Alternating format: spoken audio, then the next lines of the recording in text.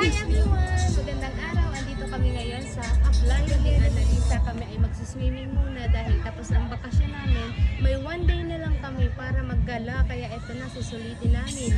Kami magpapaitim. Let's go!